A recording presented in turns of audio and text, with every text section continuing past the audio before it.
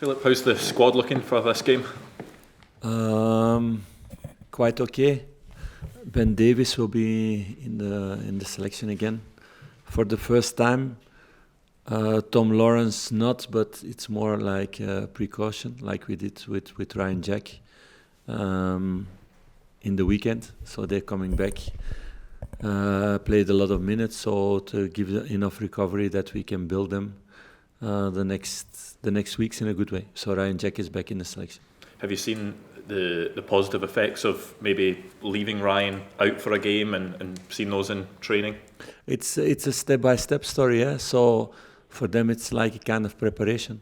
Now it's not like a normal season where you're in top shape and you can do all the games. They come back from a long way, from a longer injury. They both have also a history of injuries who were recurrent, so we need to be careful with them, and there's a good communication with medical staff and performance staff about that, and I need to make decisions around that with a clear plan for them. How do you assess the challenge of Ayr United? That it's always challenging. It's about showing quality, showing mentality, showing respect for their qualities also. I think the best example was last night. I follow always my friends. So Monaco went out of the cup against the second division team yesterday evening. So those are not things that I want to see happen here. Scott Brown, who's in the opposition dugout, has a long history of playing against Rangers. Do you feel that will maybe add a bit of extra needle to the game, whether that's maybe just in the stands? I read that he loves Rangers, so I love all the people that love Rangers. So that can be really, really good between us also on the sidelines. Can I ask you about Dujon Sterling? The club appealed his red card that was unsuccessful. Is that a disappointing outcome for yourself? You don't want to lose players, but you need to accept decisions. Like I said after the game, referees are there to stick to rules, to see that the game is a good game, that there's good quality also for everybody. It's important for managers, for players, for fans, that there's clarity. This situation was not so clear. Otherwise, there was also not a VR intervention to look at the images. So, okay, the decision is made and we need to accept it. There's no other choice in that. Did the club feel confident going into the appeal just based on the fact that it had been recommended to the referee to go over to the screen and have a look at it? Yeah, of course, that's the thing. And we've seen also other tackles in other games where it was a yellow card. But that's the thing about football. It's never black and white. There is a grey area, and it's a difficult job as a referee in that grey area to go what side. So I think that's also one of the charms of football. I don't feel that sometimes when it goes against you, but it is because of that. There's always a lot of discussion. You guys can make a lot of articles about that. Supporters can make a lot of discussions about that. But clarity is really important, but there will always be a grey part. And that was maybe the mistake that everybody had when VR was coming into the game, that the grey zone would disappear. That's not possible. It's impossible because there are so many nuances in every action. So this was a grey zone, and it went against us, this decision, so we need to accept it. Speaking about refereeing, the referee for this game is Willie Collum. Earlier this season, the club asked that he not referee Rangers games. What do you make of him being in charge of this fixture? I'm happy, to be honest, because when there's one moment that I would think that the referee is not neutral, then I would directly quit my job. So I'm happy that we can leave the past behind us then. Were you involved in the discussions? No. Would you have liked to have been involved in those discussions with others at the club ahead of that request being made? that's something for in the club, and we've talked about that. Okay. So moving forward, if a similar situation was to arise, would you expect to be consulted before anything was done? That will happen in the future, yes. Staying with officiating in a slightly different way, I take it away from Rangers.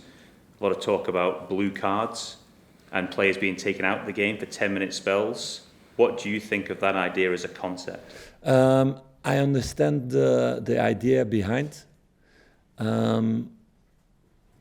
I think also that there needs to be something done in general towards contact with referees, how to do it. But the thing of taking players out for 10 minutes, I think it will create much more nervousness, much more stress, much more even situations by doing that. Because how long does it take to get a player off the pitch? It's now already with changements, and they changed the rule to go on the shorter side, what was a step forward for me, because before there was a lot of winning time with that, or losing time with that. So you will have that situation even more if you have to take a player off. So when does the 10 minutes start? Is it 10 minutes playing time? Is it 10 minutes really time? So what is team going to do when they have one player less? What does that? What is the result for that for the game of football? So I'm totally not a fan of that. I think you start to do another game, and we need to watch out to not change the game. I think there's a good product with the game of football, and I think it's really important for the game of football to be fluent. The more stops you have, the more moments you have, the less good product you have. That's why I also sometimes get irritated when teams winning a lot of time or losing a lot of time and the referee don't come in between, because it's important to have a good product. Nobody wants to watch a game where there's no football, where it's only about stopping time and there are no good actions and there are no chances and there are no goals. People come to see that. People are paying a lot of money to do that. Broadcasts are paying a lot of money to do that. So I don't think it's a good idea to take extra players off during the game, because it will create maybe, a downfall for the game. Philippe, can you provide a fitness update on Leon Balogun? Yes, that Leon went to see the specialist, and I expect him back next week, not now.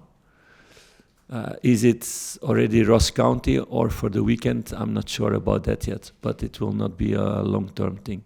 He's going to play with a mask, so he needs to get a mask and everything. And the mask needs to be adapted. And I have a little bit experience with those things, so sometimes you need a few sessions to really have a good fit, to see everything and to feel comfortable. So we will see next week how that evolves. Philippe, Scott Wright was just in and he was talking about the importance of La Manga in terms of implementing your tactical ideas and fitness. I wondered, because when you came in you were quite frustrated with the fitness of the team in terms of the injuries. Are you more satisfied now that the team is getting to a level where you're happy? Satisfied is a difficult word. It's not bad in the situations that we are, and I think all staff, all players did the maximum what they could do in the period that we've been together to get the best out of it. But I think we still have a big margin to grow in that way, in general, in all squads. But it's difficult to do that when you have every 3 days game. So that's why we need also a rotation in the squad to have everybody fit, to let players also train sometimes more instead of playing games. So that makes my job quite more difficult. But I need to look not only short term but also long term. and that's what the team needs now. So it was good, like Scott said, to have this 1 week of La Manga, and we had also 1 week here in Glasgow. But we need some more weeks like that to raise our level. But we're going to do that. And in terms of looking ahead, in terms of the pre-season, presumably that's going to be very important for you, yeah, of course, to see the full Philippe Clement Rangers side. Yeah, of course. It's a really important thing, and it was in the past also like a step up to another level. It's normal, not only physically but also technically. You can do much more things. You can experiment also more things that you can learn the players other things. So no, it's crucial. But we're busy now already with next season. We're planning games already. I think we will have already good fixtures. But I want to be focused now on the next game, and that's tomorrow. Not to be too much busy with preparation of the summer. Would Mohamed and Oscar be ready to start if you so wish, in terms of fitness-wise? They are ready to start, but not to play 90 minutes. So that's a possibility, yes. Philippe, you've already won a trophy this season and seen how the fans and how everyone in Scottish football reacts to that. I just wonder, if you look at other leagues in other countries across the world, do you feel like in Scotland we value our domestic trophies more compared to other nations? That's a really good question. What I love about this country and about this club, that there's really a lot of respect for the history. And I've been in clubs before where it was also the case, but not at the extent that it is here. And I don't speak only in the club, also people around, supporters. Also the way of respect towards players, towards managers, also in that way. So yeah, in that way, Scotland is really, and Glasgow is really a city, but it's also outside of Glasgow. I've seen a few times that football lives. It's in the veins of everybody. It feels like that, and I have to say that I didn't know that before I came. And I'm impressed about that. And it's a nice environment to work and to live, because it motivates people even more. Philippe, you said there earlier that you were happy that Willie's going to be the referee at the weekend. In light of what happened in the Celtic match, your view might be in a minority amongst people involved with Rangers and supporters. How do you feel about that? This decision there. Yeah, it's clear it was for me handball. No, in terms of Willie being involved tomorrow, you said, well, you're happy about that. But yeah, of course, because then we can leave the story behind us. For me, there was a fault made. It was a clear handball. But I'm also not without faults. I make faults every day, probably. So I don't look at people, and if they make a mistake, that they are dead for life or something or whatever. No, this is a new game, new situation. So it's important to, and when we speak about history, not to live in the past. I think it's in life also really important not to live in the past. I don't want my players also to be living in the past about the last few weeks or months or the beginning of the season or whatever. It's about next game, and it's about performing there. And if we made mistakes, like I am doing, like the players are doing, you expect to get new chances to prove that you become better. So I'm in that way into life.